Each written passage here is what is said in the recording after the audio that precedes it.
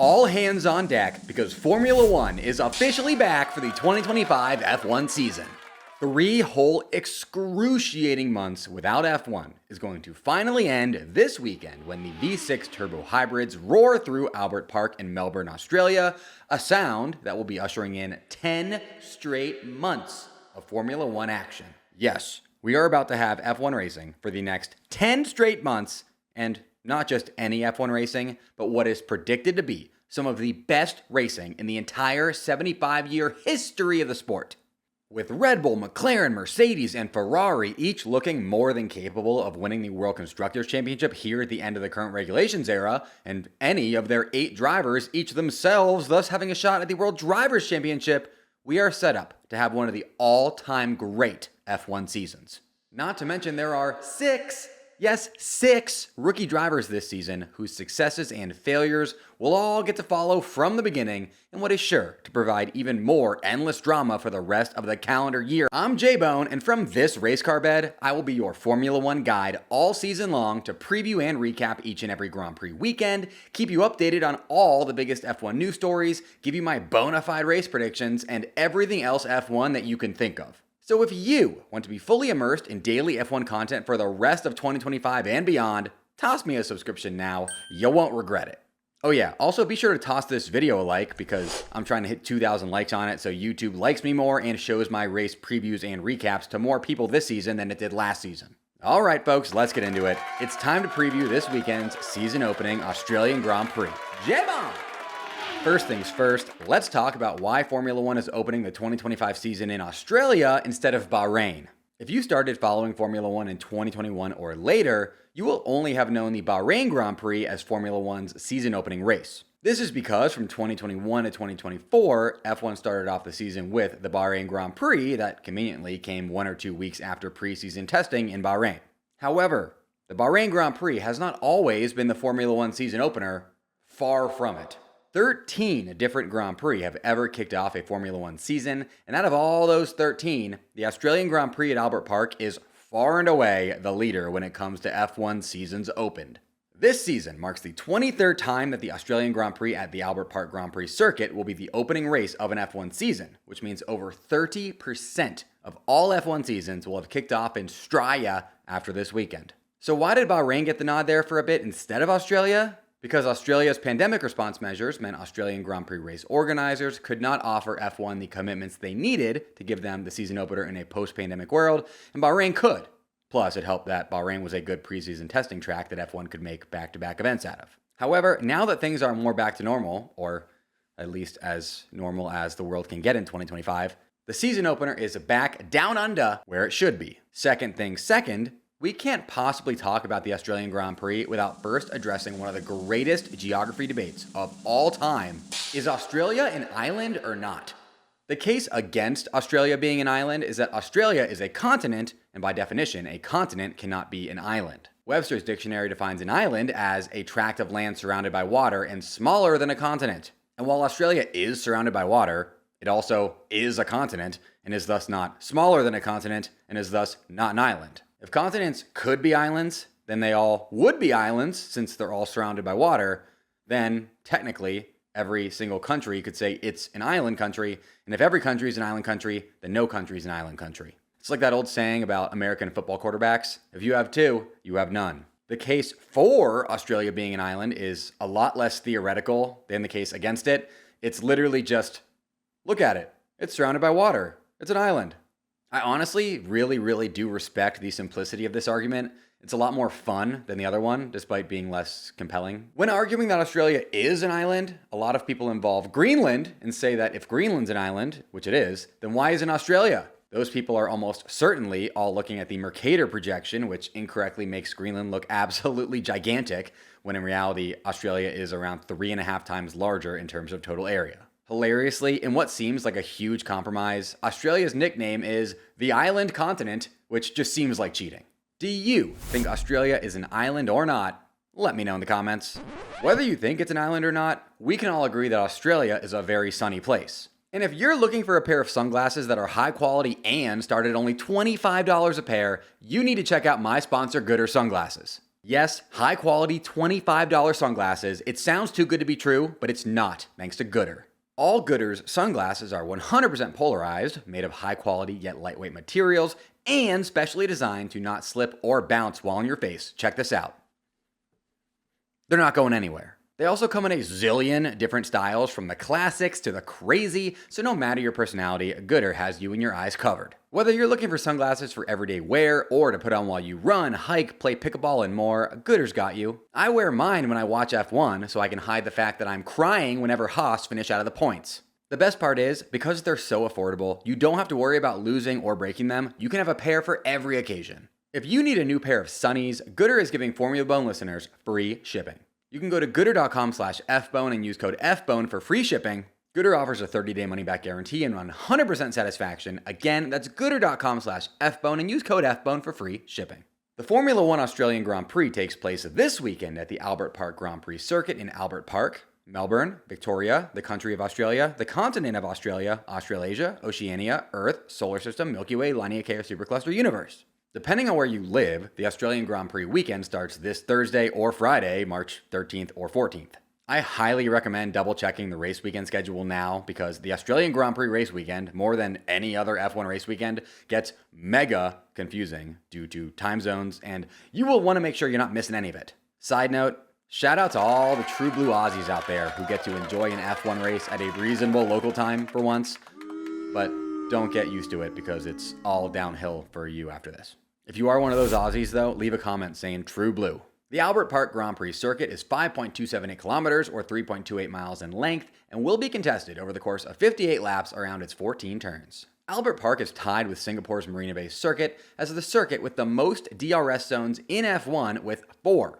Though, uniquely, Albert Park's 4 DRS zones are serviced by only 2 DRS detection lines, meaning that drivers will always get a double dip of DRS if they're within a second of the car in front of them to aid in overtaking. Next up, here are your storylines to follow for the season-opening 2025 F1 Australian Grand Prix. Your first storyline: all eyes will be on Lewis Hamilton this weekend as he begins his journey as a driver with Scuderia Ferrari. Many people consider Lewis Hamilton the Formula 1 GOAT, or greatest of all time, as he has the most race wins in F1 history, the most pole positions in F1 history, and is tied for the most World Drivers' Championships in F1 history with Michael Schumacher, the other main candidate when it comes to the F1 GOAT debate. If you're an NBA fan and want a GOAT debate comparison, you can think of Schumacher as Michael Jordan and Lewis as LeBron, and if we're going to go even further there for no reason, I'd say Fangio is Bill Russell, Ayrton Senna is Kobe Bryant, and Verstappen is Nikola Jokic. Let me know your thoughts on that in the comments. Anyways, one thing that would undeniably give Lewis's GOAT resume the upper hand over Schumacher's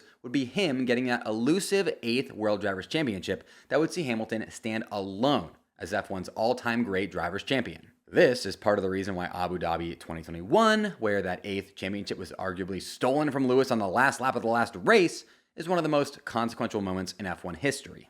Lewis craves that record 8th Drivers' Championship so much that he's still competing in Formula 1 years after some people thought he'd retire, and he's now attempting to set that record as a member of Scuderia Ferrari, the most successful and iconic team in F1 history. Yes, Formula 1's all-time winningest driver is now on Formula 1's all-time winningest team. It's going to make for extreme entertainment all season long, starting with this weekend's season-opening Australian Grand Prix, and I cannot wait. Your second storyline: which of Formula 1's 6 rookie drivers will impress us the most at F1's season-opening race this weekend? F1 has an insane 6 rookies this season, 2 of whom are on top teams, and that's 6 full-time F1 driver careers that are about to begin before our very eyes. We're sure to witness some massive failures and massive successes from this bunch, but there's one thing to keep in mind. We need to remember to take each driver's situation into account when judging all these rookies. Obviously, Liam Lawson is going to score more points than Gabriel Bortoleto this season because he's in a top car and Gabby's in a glorified shopping cart. So my point is, with all these rookies to keep track of, someone needs to do a good job of comparing their performances relative to their cars all season long, and that someone is me, J-Bone. J-Bone! Stay tuned for my race recap to see how I rate each rookie in their debut race as a full-time F1 driver relative to their car. In the meantime, which rookie do you think is going to impress us the most this weekend? Let me know in the comments. Your third storyline: here's how the weather could majorly impact this weekend's season-opening F1 Australian Grand Prix. Melbourne, Australia is potentially about to experience two different weather events that could both majorly shake up this weekend's F1 race. First, on qualifying Saturday, temperatures are supposed to spike up to 95 degrees Fahrenheit or 35 degrees Celsius. This is going to have a major impact on both cars and drivers because higher temperatures mean a higher chance of car components overheating and acting differently than normal, as well as driver fatigue. Additionally, because the first two practice sessions of the weekend will be taking place in temperatures significantly lower, it means teams will not have as much useful data from those practice sessions as normal when it comes to how to best set up their cars for qualifying and for the Grand Prix. Speaking of the Grand Prix, additionally, Grand Prix Sunday is currently set up to be a rainy one, and as we all know, rain plus F1 equals chaos. That is especially true in the beginning of the season when drivers have barely had any time behind the wheels of their new cars.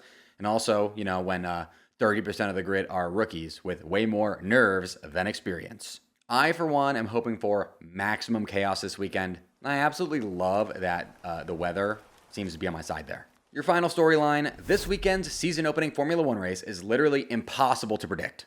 I recently made a video about this that not enough of you watched, shame. Here's an excerpt from it so that you can get what I'm talking about. 2025 is the final season of the current regulations era, which means Formula One is more balanced right now across all teams, and especially across top teams, than it pretty much ever is. This is because teams have had since 2022 to maximize their cars under the current regulations that change after this season, with worse teams getting more development time than top teams, and all teams having the ability to overtly or covertly copy design elements of top cars and incorporate them into their challengers.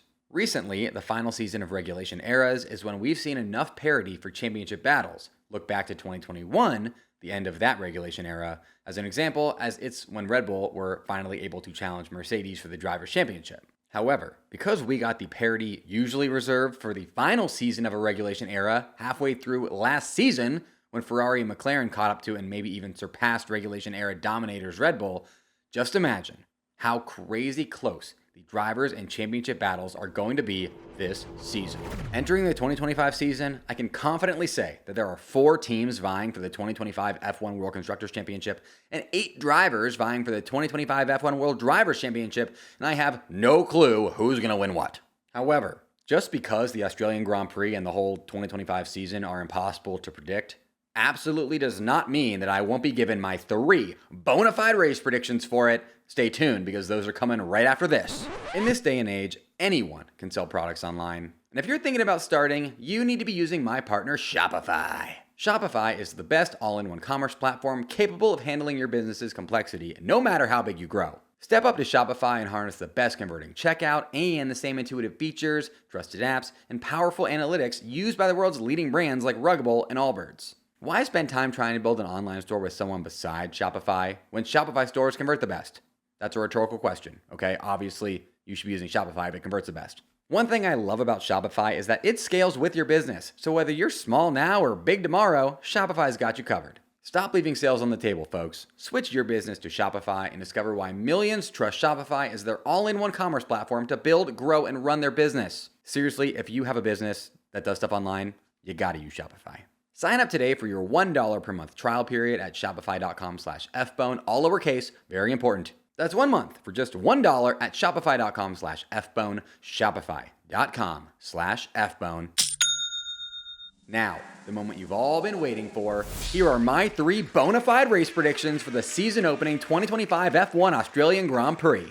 You may recall that I finished one prediction below 50% on the season last year at 41 for 83. This made it so that I finished the 2024 season as L-Bone instead of J-Bone, with L-Bone being my alter ego who takes a lot of L's. But it's a new season, folks. It's a new season, and J-Bone is here in 2025 to make sure L-Bone isn't. So without further ado, let's get to my 3 Australian Grand Prix race predictions. My first race prediction is that Max Verstappen will win the Australian Grand Prix. Unlike in years past, where this would be the chalk prediction and you'd all call me out in the comments saying that I'm soft and that this prediction's lame, you cannot do that this year, as Max is currently the odds-on 3rd favorite behind Lando Norris and Charles Leclerc in that order. However, ever since that weird 2022 season start, Red Bull have been coming out of the gates hot to start seasons, despite the fact that they've been then going on to lose the mid-season development race, and this along with the fact that we may get rain on Sunday and Max is one of the all-time great F1 drivers in the rain, is making me pick Max to win race number 1. My second race prediction is that Aussie Oscar Piastri will finish on the podium at his home Grand Prix for the first time, and other Aussie Jack Doohan will finish out of the points. Oscar Piastri has put in solid drives at each of his 2 previous home races, finishing P8 his rookie season and then P4 last season. Because of this constant improvement of his and the fact that I predict the McLaren car to start the season very strong, I love an Oscar Piastri home podium and maybe even a win, but I'm not predicting that, okay? Additionally, I predict Alpine rookie Jack Doohan to finish out of the points in his first ever home Grand Prix, just due to the growing pains that come with entering F1, and also the fact that the Alpine car is a hugely unknown quantity. My third race prediction is that both Williams drivers will finish in the points in Australia. Last season in Australia, Williams Racing got absolutely embarrassed. Just how embarrassed? They only entered 1 car into the race because they embarrassingly didn't have a spare chassis after Alex Albon crashed his car, and the car they did enter was Logan Sargent's car with Alex Albon driving it, which was essentially Williams embarrassingly telling the world that they didn't trust one of their 2 drivers. However, this Williams is not that Williams. Williams are on a great James Vowles-led development path that saw them start getting back into the points near the end of last season, and not only that, but both of their drivers have had incredible Albert Park performances in recent years, with Albon's amazing tire whispering back in 2023, and Carlos Sainz, what'd he do again? Oh, yeah, he literally won the Australian Grand Prix last season, just 16 days after having a major surgery. Because of their solid car and even more solid drivers, I like not one, but both Williams drivers to finish in the points this weekend. What are your predictions for the season opening 2025 Australian Grand Prix? Let me see them in the comments. Like right now, go comment. Seriously, go comment. And last but not least, here's my prediction for the top 5 finishers in the 2025 Australian Grand Prix with zero reasoning nor explanation. P5, Lewis Hamilton. P4, Charles Leclerc. P3, Oscar Piastri. P2, Lando Norris. And P1, Max Verstappen. Toss me a subscription now and ring that notification bell so that you'll get my combined Australian Grand Prix recap and Chinese Grand Prix preview next week right when it drops. And while you're doing that, do not forget to like this video so that YouTube likes me more. Special shout out to my top YouTube channel members: Joe Max's number 1 hitter Snow, Brian Linton, Wolfslows Racing, Waffleopicus, Melissa Cruz, The Tater, Elmar Zuber, Ilka Mustafa, Evan David Hake. Mash that join button just below this video to get your name shouted out right here in future videos. Until next time, folks, J-Bomb! J-Bomb!